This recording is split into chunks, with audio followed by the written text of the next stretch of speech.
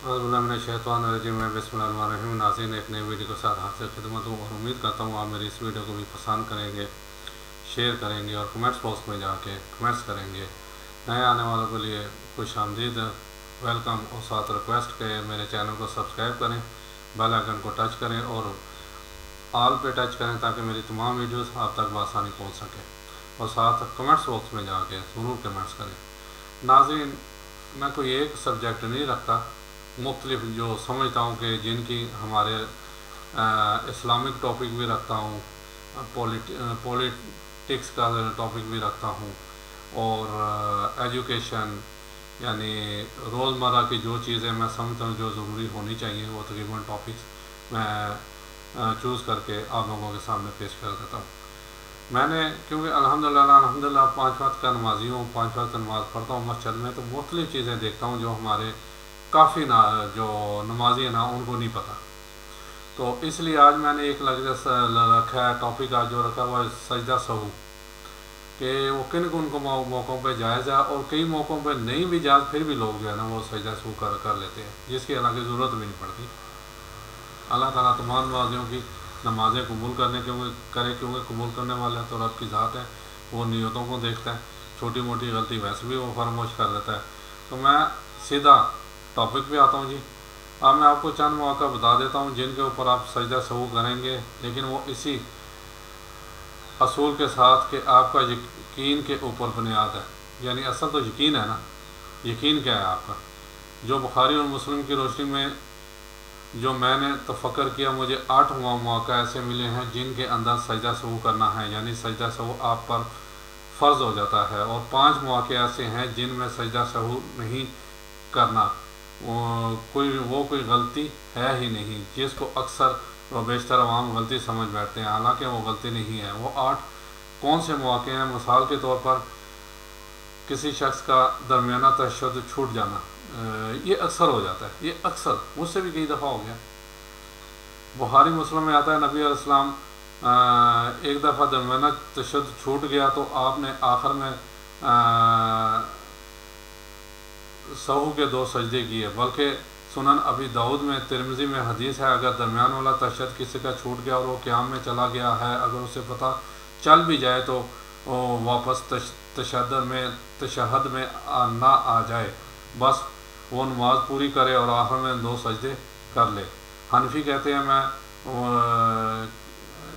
कहते हैं वापस आया तो नमाज टूट जाएगी, इसकी कोई हकीकत नहीं है, नमाज नहीं टूटती, नमाज बड़ी मजबूत शय है। असल में इनका मौका ये है कि फ़र्ज़ को छोड़कर दोबारा वाजिब की तरफ आना, सर वो फ़र्ज़ को छोड़कर वापस की तरफ नहीं आया, वो छूटे हुए वाजिब को पकड़ने के लिए आया है, फ़र्ज़ की तरफ दोबारा आएगा, ज़रा सब्र से काम लें। असल में अभी इस पर फ़र्ज़ हुआ ही नहीं था, फ़र्ज़ से पहले वाजिब था जो उसने गलती से छोड़कर फ़र्ज़ की तरफ चला गया, इसलिए वो वापस वाजिब की तरफ आया है। हाँ, ये ज़रूर है नबी अलैहिस्सलाम ने इससे मना फरमाया, लेकिन आप सल्लल्लाहु अलैहि वसल्लम ने यह नहीं फरमाया कि अगर कोई कर लेगा, इसलिए जब अगर कभी नमाज पढ़ा रहे हों, आप अगर दरमियानी हालत में हों और आपको एहसास हो जाए तो आप वापस आ सकते हैं, लेकिन आप बिल्कुल सीधा क़याम में खड़े हो गए हैं तो फिर वापस ना आएँ। लेकिन यहाँ पर क्या होता है, अगर इमाम खड़ा भी हो जाए तो पीछे मुक्तदी ज़ोर लगा रहे होते हैं, सुबहान अल्लाह,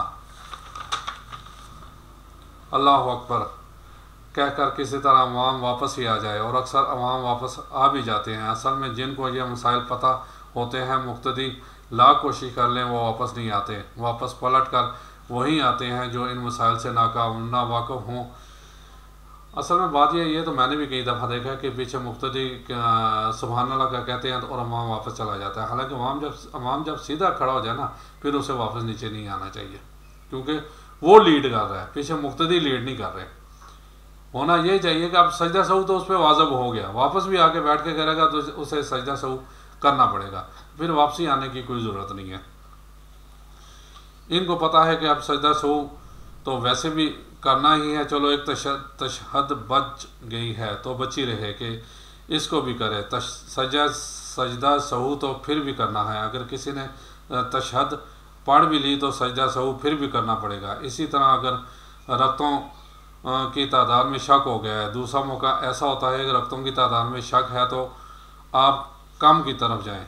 मसलन आपको 3 और 4 में शक है तो आप 4 के बजाय 3 रखते ही समझें कि मैंने 3 रखते ही पढ़ी हैं, और असल में आपने 3 तो लाजमी पढ़ी ही होंगी, और आप एक और रकत पढ़ें इसको पूरा करने के बाद, और एंड में 2 सजदे कर लें और आपकी नमाज हो जाएगी। तीसरा मौका आपने रखते कम पढ़ी और बाद में पता चला यार मैं इमाम के साथ तो दूसरी रकत में मिला था और मेरी एक रकत तो रहती थी, लेकिन मैंने इमाम के साथ ही सलाम फेर दिया, कोई मसला नहीं है, आप बाद में एक रकत पढ़ें, हत्ता कि आप सुन्नतें भी पढ़ चुके हों, वज़ू भी टूट गया, आप दोबारा वज़ू करें और एक रकत पढ़ लें और सजदा सहू के 2 सजदे निकाल लें तो आपकी नमाज हो जाएगी।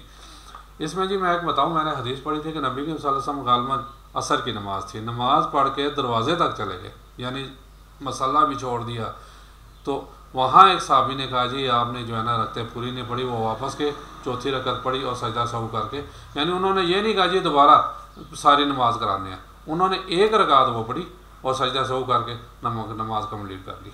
ये हमारे यहाँ बस कम इल्मी ला इल्मी का है कि जो चलो जी उन दोबारा नमाज पढ़ाओ। इसी तरीके से किसी को ख्याल आया कि मैंने तो ज़्यादा रकतें पढ़ ली हैं, ये वैसे इंतहाई कम होने के चांसेस हैं, लेकिन एक ऑप्शन तो मौजूद है। मसलन एक बंदे ने मगरिब की 3 की बजाय 4 रकतें पढ़ ली, तो सिंपल सजदा सहू कर ले, इसकी नमाज दुरुस्त हो जाएगी। इसी तरीके से 5वां ऑप्शन हो सकता है कि सजदों की तादाद भूल गए हैं, ख़तरा पड़ गया कि मैंने एक सजदा किया या 2 सजदे किए हैं। अगर ऐसा शक पड़ जाए तो आप एक सजदा ही तसव्वुर करें, एक और कर लें। वैसे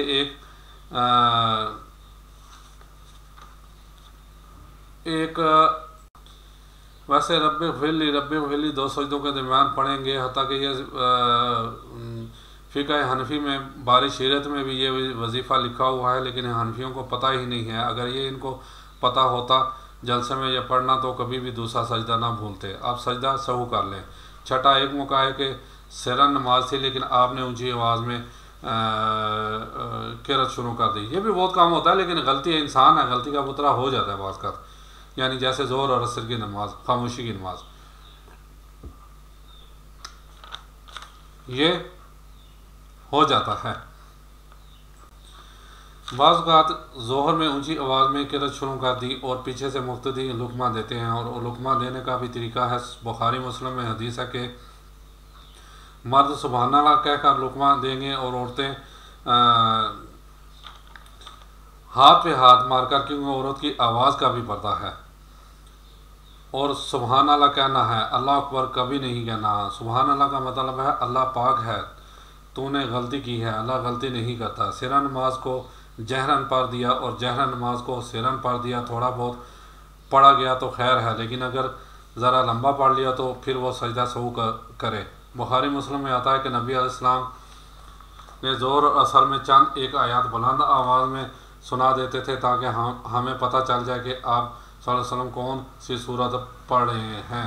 तालीम के लिए इसी तरीके से किसी ने रुकू और सजदे में कुरान पढ़ लिया, दुआ के अलावा कुरानी दुआएं आप पढ़ सकते हैं, लेकिन सही मुस्लिम है कि नबी अलैहिस्सलाम ने रुकू में और सजदे में कुरान पढ़ने से मना फरमाया, और फरमाया रुकू अल्लाह की अज़मत के लिए और सजदा दुआओं के लिए है, लिहाजा इसमें दुआएं मांगो। और मुस्लिम शरीफ में हदीस है, तुम सजदे में अपने रब के सबसे ज़्यादा करीब होते हो, लिहाजा अपने रब से खूब दुआएं मांगा करो। इसलिए बुखारी मुस्लिम में आता है नबी अलैहिस्सलाम रुकू और सजदे में पढ़ते थे सुब्हानक अल्लाहुम्मा रब्बना व बिहम्दिका अल्लाहुम्मा अग़फ़िरली।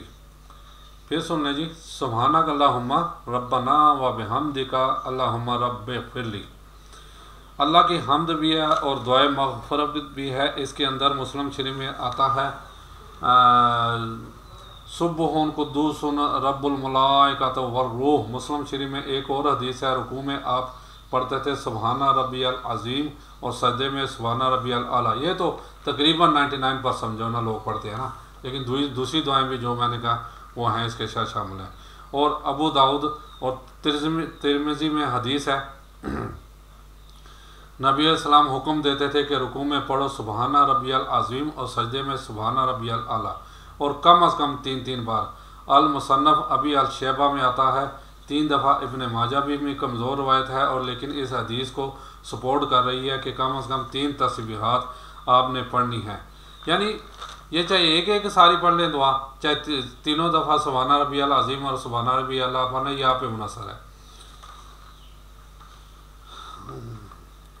सुनन नसाई में आता है अबू दाऊद में के अनस इब्न मालिक के हम हुज़ूर सल्लल्लाहु अलैहि वसल्लम के पीछे 10 दफ़ा तस्बीहात भी शुमार कर लिया करते थे, ताकि भी कोई शर्त नहीं है 10 तो इवन होता है। तो रुकू और सजदों में दुआओं के अलावा अगर कुरान की तलावत की तो सजदा सहू वाजिब हो जाएगा। इसी तरह अगर पहली 2 रकतों में सूरह अल-फातिहा के साथ सूरत मिलाना भूल गए तो सजदा सहू आप पर वाजिब होगा। अगर 2 में भूल गए तो खैर है। इवन सुन्नत की भी वैसे हमारे यहाँ तो है कि फ़र्ज़ में नहीं पढ़ते, यानी सूरत सुन्नत में भी आखिरी 2 रकतों में भूल गया है तो कोई मसला नहीं, सजदा सहू नहीं होगा।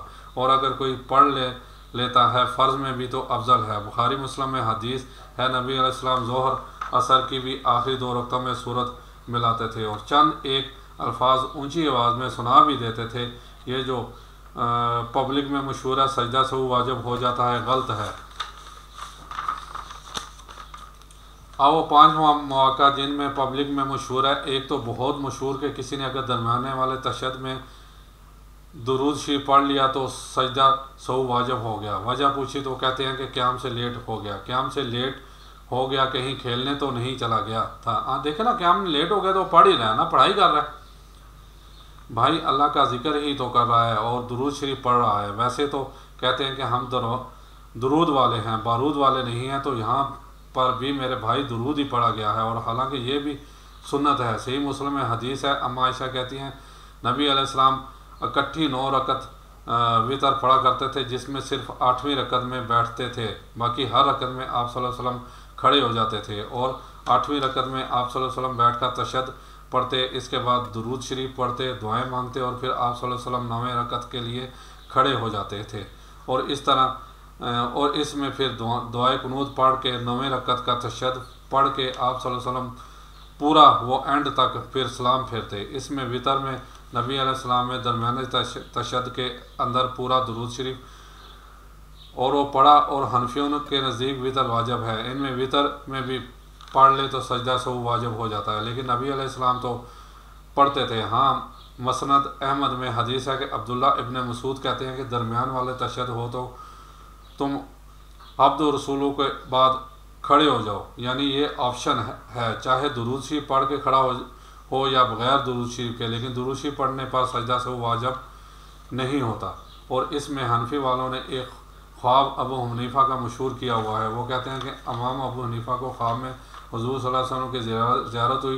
इमाम अबू हनीफ़ा से दिली माज़रत मुमकिन है, इन बेचारों को तो इसका पता भी नहीं होगा। कहते हैं कि नबी अलैहिस्सलाम ने इमाम अबू हनीफ़ा को कहा कि तुमने सजदा सहू वाजिब कर दिया है, जो शख्स दुरूद शरीफ दूसरी रकत में पढ़ ले मेरे मानने वालों पर। तो इमाम अबू हनीफ़ा ने कहा या रसूलल्लाह, वो इसलिए कि वो गाफिल होके पढ़ रहे थे। तो नबी अलैहिस्सलाम मुस्कराए और आप खुश हुए। इमाम अबू हनीफ़ा से मंसूब कितनी बड़ी कहानी कराई न गई।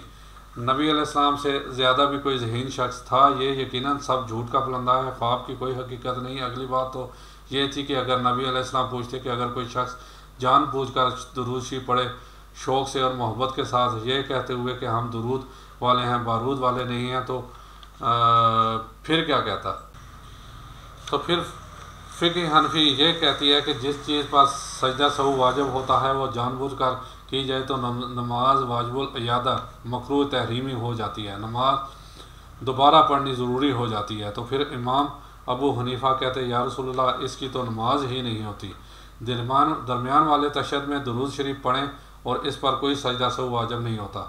एंड तक दुआएं भी पढ़ सकते हैं, ये सुन्नत है। फ़र्ज़ किया आखिरी रकत में सूरत मिला ली तो ये गलती है, हालांकि ये कोई गलती नहीं है। बुखारी मुस्लिम में नबी अलैहिस्सलाम आखिरी रकतों में भी सूरत मिला लेते थे। वैसे फ़िक़्ह हनफी भी इस पर सजदा सहू नहीं बताती, लेकिन वो कहते हैं फ़र्ज़ में ना मिलाएं, हालांकि मिला भी सकते हैं। तीसरा, कुरान की तरतीब बदल दी। इनके बकौल अल्लाह आपका दिल टेढ़ा कर देगा। यार कुरान की तरतीब तो बेसिकली ये बदलना है। अगर वो कोई सूरह नास की तीसरी आयत पहली की जगह पढ़ ले, पहली को चौथी पर ले जाए, ये है तरतीब बदलना। सूरत पूरी की पूरी आगे पीछे हो जाए तो कुरान कहाँ से बदला? कुरान जिस तरतीब में नाजल हुआ इसमें तो आप भी नहीं पढ़ रहे। सूरत अल अलक पहली यानी इकरा बिस्मि रब्बिकल अज़ीम अलक पहली सूरत है जो नाजल हुई थी। फिर तो आप को फ़र्ज़ नमाज में पहली रकम में सूरह अल अलक पढ़नी चाहिए। कोई भी इस के अलावा आपने पढ़ी तो फिर कुरान की तरतीब बदल दी। वैसे ये किस्सा हनफी वाले भी कहते हैं तरतीब बदलने से गुनाहगार होंगे, नमाज हो जाएगी, सजदा सहू नहीं होगा। हालांकि मुस्लिम शरीफ में है कि नबी अलैहिस्सलाम ने नमाज पढ़ी तो आप सल्लल्लाहु अलैहि वसल्लम ने पहली रकत में सूरह निसा पढ़ी और दूसरी में आले इमरान पढ़ी, तरतीब बदल दी, शुक्र है बदल दी। इस तरह मुस्लिम शरीफ में एक हदीस है, आपने तवाफ़ के बाद 2 नफल पढ़े तो पहली रकत में सूरह इखलास और दूसरी रकत में सूरह अल काफिरून पढ़ी। असल मामला ये है कि हमारे तालिब इल्मों को जो मदरसे में पढ़ते हैं कुरान और हदीस की कम ही तालीम दी जाती है। ज़्यादातर अपने मसलक के हिसाब से सब ने कुतब तरतीब दी हुई हैं, लिहाजा ये भी बिल्कुल गलत है। इनका कंसेप्ट इस तरह एक और कहते हैं, जी अगर आपने पहली रकत में लंबी सूरत पढ़ी है ना तो दूसरी में इससे थोड़ी सी छोटी होनी चाहिए, और वो कहते हैं कि कम से कम 3 आयत का फ़र्क होना चाहिए। तो सर बुखारी मुस्लिम में हदीस है, नबी अलैहिस्सलाम ने ईद और जुम्मा की नमाज की पहली रकत में पढ़ते थे सब बिस्मि रब्बिकल आला सूरह अल आला, और दूसरी में सूरह अल गाशिया। तो सूरह अल गाशिया तो बहुत बड़ी है सूरह अल आला के मुकाबले में, लिहाजा कोई सजदा सहू वाजिब नहीं होता। इसी तरीके से अगर कोई हर रकत में एक ही सूरत पढ़ता है तो कोई सजदा सहू वाजिब नहीं होता, बल्कि अगर वह सूरह इखलास पढ़ रहा है और दिल से पढ़ रहा है, मोहब्बत से पढ़ रहा है तो पसंदीदा है। बुखारी मुस्लिम में हदीस है, एक साहबी थे वो हर रकत में सूरह इखलास पढ़ते थे। हुज़ूर सल्लल्लाहु अलैहि वसल्लम ने इस साहबी से पूछा तुम क्यों सिर्फ सूरह इखलास ही पढ़ते हो? तो उस साहबी ने जवाब दिया या रसूलुल्लाह सल्लल्लाहु अलैहि वसल्लम इस सूरह में मेरे रब रहमान की तारीफ़ है तो मैं इससे मोहब्बत करता हूँ। तो नबी अलैहिस्सलाम ने फरमाया कि अल्लाह ताला भी तुमसे मोहब्बत करता है और सूरह इखलास की मोहब्बत तुम्हें जन्नत में ले जाएगी। सूरह इखलास आप हर रकत में पढ़ सकते हैं, नवाफल में तो अफजल है, और बाकी सूरतों के साथ मिलाकर भी पढ़ सकते हैं। यानी सूरह इखलास हर रकत में पढ़ें, साथ दूसरी सूरतें भी मिला लें। सूरह इखलास दावत तौहीद है और तौहीद इस्लाम की बुनियाद है। सूरह इखलास आप हर रकत में पढ़ सकते हैं, कोई सजदा सहू वाजिब नहीं। देखें जी बुखारी की पहली जो अपना हदीस है इन्नमल अमालु बिन्नियात, तो असल में अमलों का दारोमदार तो नीयत पर भाई है, जैसी नीयत होगी वैसे ही फल मिलेगा। तो इसलिए असल चीज़ है खुशू खुजू। एक बात वही चीज़ आ जाती है, देखें मसलक बाद में पैदा हुए, पहले सिर्फ मुस्लिम कहा गया, इस्लाम था वो इस्लाम जो नबी करीम सल्लल्लाहु अलैहि वसल्लम ने सहाबा कराम को बताया, और उन्होंने जो है ना आगे चलते चलते फिर ज़ाहिर बीच में इसमें आगे फ़िरके बनते गए। असल चीज़ है भाई, कोई भी फ़िरका मैं सबकी एहतराम करता हूँ, ताज़ीम करता हूँ, इज़्ज़त करता हूँ। देखें असल मसला है, कोई यहाँ पे हाथ नहीं मानता, कोई पीछे हाथ नहीं मानता, कोई किबला रुख के दूसरी तरफ से होकर नहीं नमाज़ पढ़ता, सारे हाथ आगे बांधते हैं, कोई ऊपर बांधता है, कोई नीचे बांधता है, कोई छोड़ देते हैं। ये सारे सुन्नत तरीके हैं, नबी करीम सल्लल्लाहु अलैहि वसल्लम ने किए हुए हैं, ठीक है। कोई बीच में सूरह फातिहा के बाद ऊँची आवाज़ में आमीन कह देता है, इस पर हमारे जो अहले सुन्नत वल जमात के भाई हैं वो इतराज़ करते हैं। हालांकि इस पर क्या कहते हैं अपना हदीस भी है कि नबी करीम सल्लल्लाहु अलैहि वसल्लम ने कहा कि जब इमाम के पीछे नमाज़ पढ़ो सूरह फातिहा के बाद बुलंद आवाज़ में आमीन कहो। लेकिन इसमें एक छोटी सी मेरी रिक्वेस्ट है, देखें असल में दारोमदार आपकी नीयतों पर है। आप इतनी बुलंद आवाज़ में ना कहें कि वाकई आपके साथ वाले उससे डिस्टर्ब हो जाए। ये भी है ना कि आप बुलंद आवाज़ में कुरान नहीं पढ़ सकते, बुलंद आवाज़ में नमाज नहीं पढ़ सकते जिससे साथ वाला डिस्टर्ब हो रहा हो। आप इतनी ऊँची आवाज़ में सिर्फ आमीन कह दें जो सिर्फ आप तक महदूद हो, बजाय बहुत तेज़ करने की ज़रूरत नहीं है। मसला हमारा किसी को तंग नहीं करना है। मैं तो ऐसी पिछला भी एक मैंने रिकॉर्ड कराई वीडियो कि ऐसी अहले सुन्नत वाल जमात से भी रिक्वेस्ट करना, भैया मैं नातों के ख़िलाफ़ नहीं हूँ, लेकिन खुदारा आप बाहर का स्पीकर जो है ना उससे एहतियात किया करें। हो सकता है उससे कोई तंग हो रहा हो, किसी के इबादत में खलल हो रही हो, किसी की पढ़ाई में खलल हो रही हो, कोई बीमार आदमी सोया हो तो उठ बैठा हो, तो ये तकलीफ़ क्या होगा। आप अंदर के स्पीकर ऑन करके सारा दिन रात भी नाते पढ़ें, कोई मसला नहीं है। मैं भी अक्सर बीच में अच्छी पुरानी नाते हैं, आजकल की तो सारी फरसूदा है, कोई इंडिया के गानों पे है, कोई पाकिस्तानी के गानों पे है, और साथ ढोल ढमकों के साथ हैं। पुरानी नातें मैं भी सुनता हूँ, कारी भाई ज़फ़र कासमी की और मुज़फ़्फ़र वारसी की, और ऐसी पुरानी नातें मैं बड़े शौक़ से सुनता हूँ। और आजकल भी जो अच्छी नातें हैं तो मैं सुनता हूँ अल्हम्दुलिल्लाह। इसमें यह नहीं कि ये भी सुन्नत है, ठीक है नबी की सल्लल्लाहु अलैहि वसल्लम की, लेकिन उस चीज़ से परहेज़ करें जिससे दूसरे किसी को तकलीफ़ हो, चाहे वो इबादत ही हो, वो इबादत यकीन माने। जो मेरा एक अपनी सोच, मेरी एक ज़ाती राय होगी, ऐसी इबादत कोई शायद कहा गया कि क़यामत वाले दिन उसके मुंह पे दे मारी जाएगी, जिससे दूसरे तंग हो और वो उससे बाज ना आता हो। अल्लाह ताला मुझे कहने, सुनने और आपको भी सुनने और उस पर अमल करने की तौफीक अता फरमाए। एक नई वीडियो के साथ इंशाल्लाह फिर हाज़िर खिदमत होगा। अस्सलाम वालेकुम व रहमतुल्लाहि व बरकातुहू।